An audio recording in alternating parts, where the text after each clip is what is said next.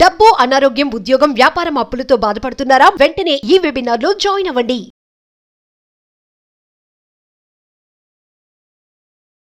Hi hello నమస్తే, welcome back to Suman TV.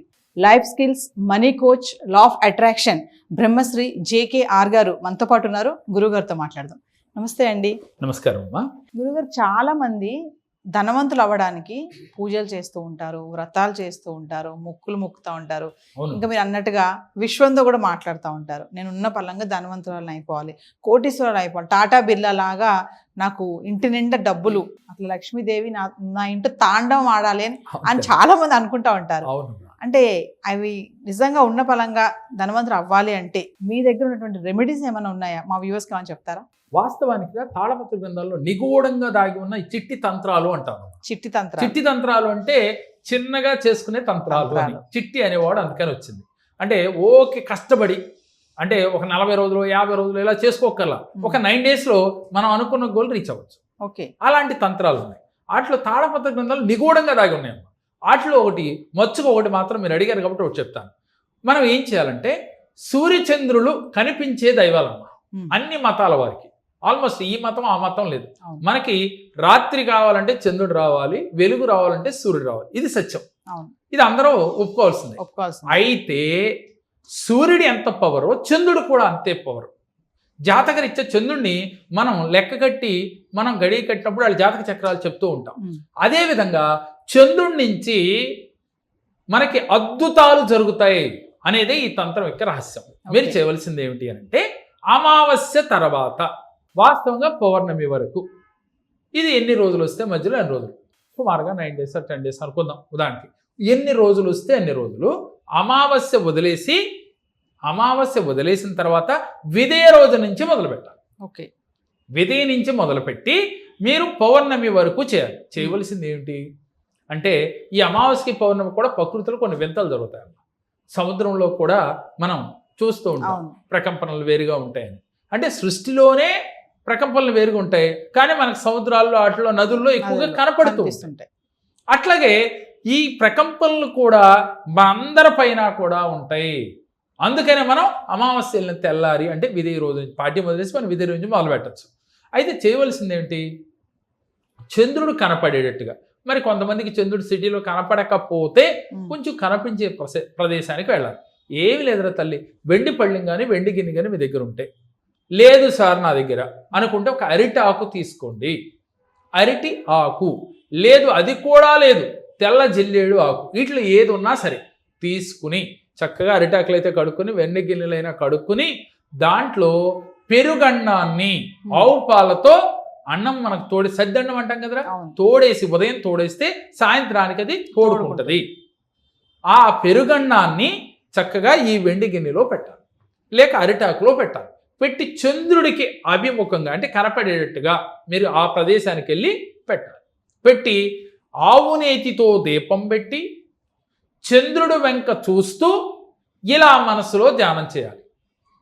తండ్రి, నీవు మా జీవితాల్లో వెలుగును నింపాలి, నీ యొక్క ఎనర్జీని మా జీవితాల్లో మా శరీరంలో ప్రసరించి అద్భుతాలు సృష్టించాలి. నేను సృష్టిస్తున్నాను, నీ అనుగ్రహంతో నా జీవితమే మారిపోతుంది ఈ రోజు నుంచి అని భావన చేయాలి. భావన చేస్తూ మనసులో ఏం సంకల్పం చేసుకోవాలి అనంటే మెడిటేషన్ చేయాలి. ఎందుకనంటేరా పౌర్ణమి రోజు మెడిటేషన్ చేస్తే మహాద్భుతాలు జరుగుతాయి.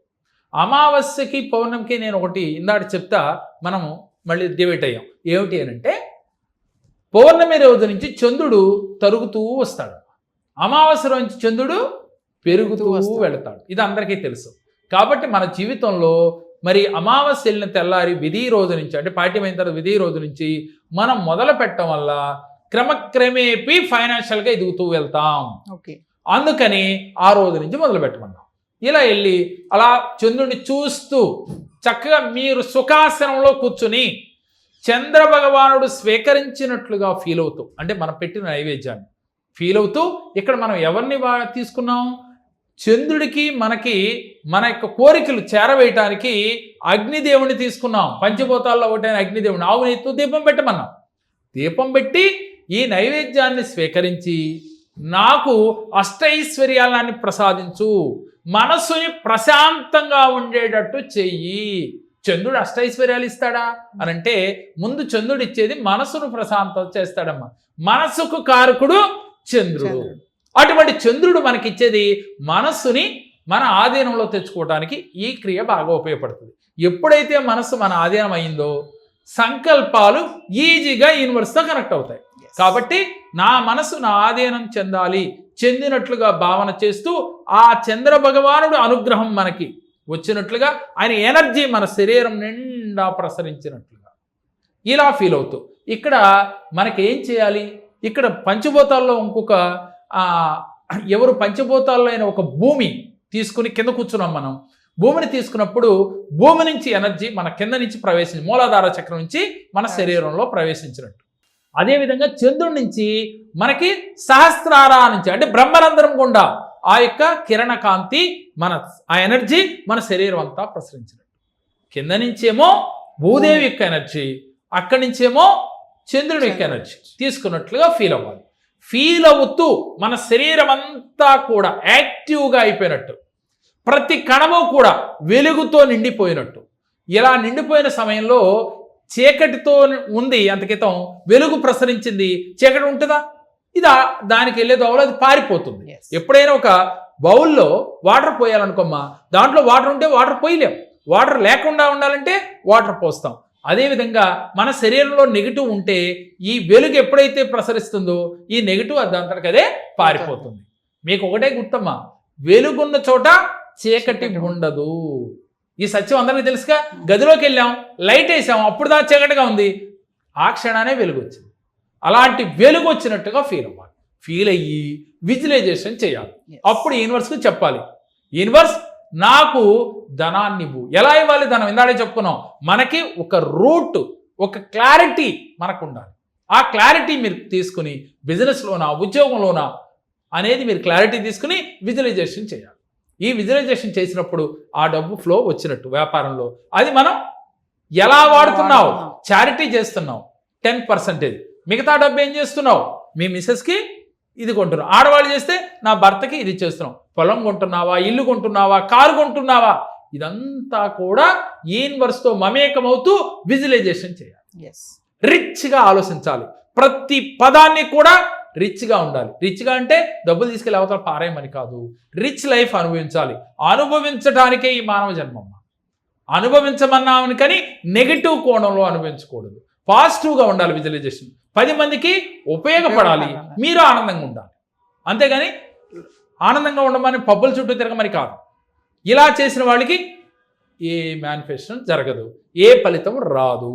మీరు గనక ఈ విధంగా చేసి అది అరగంటో కనీసం 21 నిమిషాలు చేసిన తర్వాత ఆ ప్రసాదం మీ ఇంట్లో వాళ్ళందరూ తింటే ముందు మనసు నిలకడ ఏర్పడుతుంది.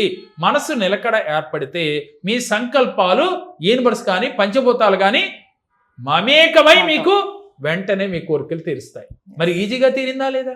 చిట్టి తంత్రాల్లో భాగంగా ఎవరైతే ఈ చిన్న క్రియ చేయండి, డబ్బుకి లోటు లేకుండా ఉంటుంది, మనశ్శాంతి వచ్చి తీరుతుంది. అంటే ఏదైనా సరే ఇప్పుడు ఈమె చెప్పింది ఇదంతా చేయాలంటే మైండ్ మనం పాజిటివ్ గా ఉండాలి. లోపల ఏదో పెట్టుకొని చేస్తే మళ్ళీ వీల్లేదు.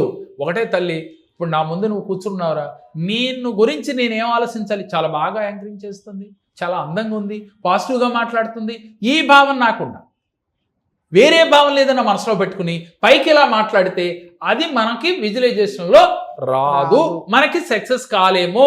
నువ్వు చెప్పేది ఒకటి, ఆలోచన ఒకటి, జరగదు కాక జరగదు. అందుకే నేను 360 degrees ముందు నువ్వు మారాలి, నీ ఆలోచన మారాలి అని చెప్పేది. ఆలోచన మారే ప్రాసెస్లోనే ఈ చంద్రుడి యొక్క అనుగ్రహంతో మన మనసు స్టేబుల్ అవుతుంది. మనసు కారకుడైన ఆస్ట్రాలజీ ప్రకారం మనసు కారకుడు చంద్రుడు కాబట్టి మరి చేసి చూడండి. ఎన్నాళ్ళు చేయాలి అంటే విధియ రోజు నుంచి పౌర్ణమి వరకు చేయాలి. ఈ ప్రతిరోజు ఈ ప్రసాదం తీసుకోవాలి చాలు. ఇంకా ఆ తర్వాత మీరు ఏ విజువలైజేషన్ అయినా చేయండి. మీరు పిలిస్తే యూనివర్స్ పలుకుద్ది, పిలిస్తే పంచభూతాలు మీకు అనుగ్రహాన్ని ఇస్తాయి. నమస్తే. నమస్తే తల్లి. ఉద్యోగం లేక చాలా ఇబ్బంది పడుతున్నాం. ఇలా జేకేఆర్ గారి గురించి తెలుసుకొని నమ్మి మా కష్టాలు తీరుస్తారని నమ్మకంతో వచ్చాము ఇక్కడికి. వచ్చిన తర్వాత మాకు కొన్ని పద్ధతులు చెప్పారు, ఇలా పూజ చేయండి, ఇలా చేయమని చెప్పారు. అలా చేయటం మేము మొదలు పెట్టాము. జేకేఆర్ గారు చెప్పిన టైం కన్నా ముందే నాకు ఉద్యోగం వచ్చింది, మంచి జీతం కూడా వచ్చింది. దాంతోపాటు మాకు చాలా నమ్మకం ఏర్పడింది జేకే గారి మీద. వారికి చాలా కృతజ్ఞతలు తెలుపుతున్నాం.